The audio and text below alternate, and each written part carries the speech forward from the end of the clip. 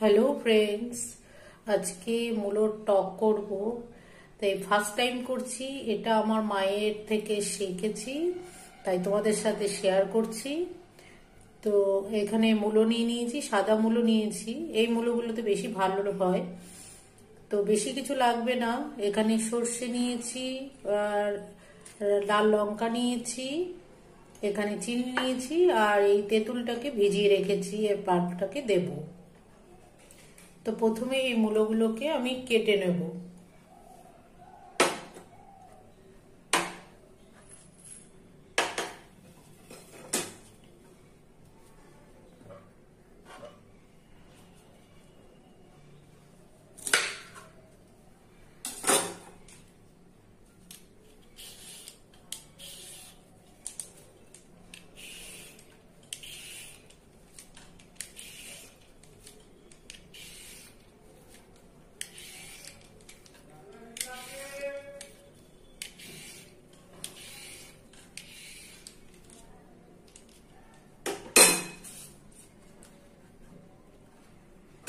বেশি পাতলা করে কাটবো না, একটু মোটা করে কাটবো। আর এটাকে এমনি লবণ জলে বয়েল করে নেব। পুরো বয়েল করব না, ক্রাঞ্চি ব্যাপারটা থাকবে, তখনই একে নামিয়ে নেব।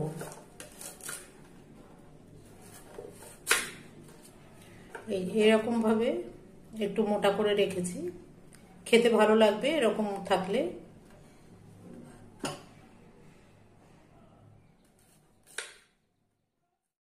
জল গরম হয়ে গিয়েছে, এবার এই মূলোগুলোকে দিয়ে দেবো।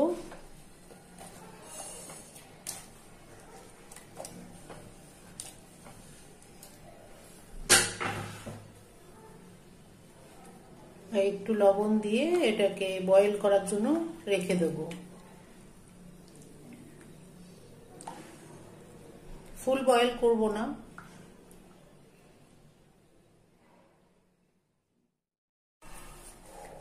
এটা বয়েল হয়ে গিয়েছে, এবার এটাকে নামিয়ে নেব।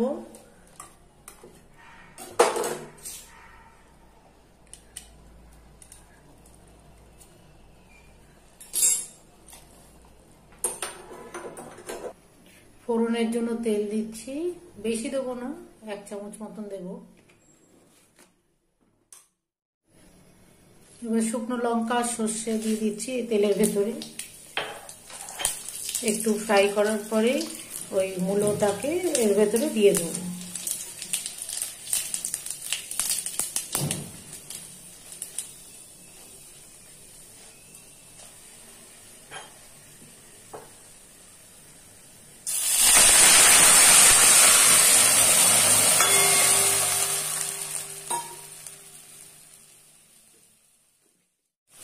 একটু হলুদ দিচ্ছি,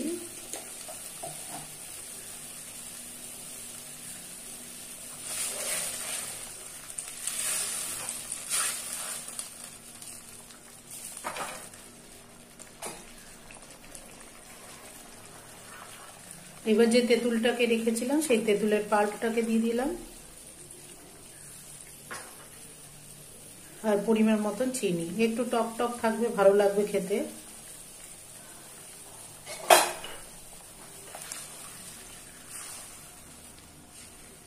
একটু ফুটে গেলেই নামিয়ে নেব।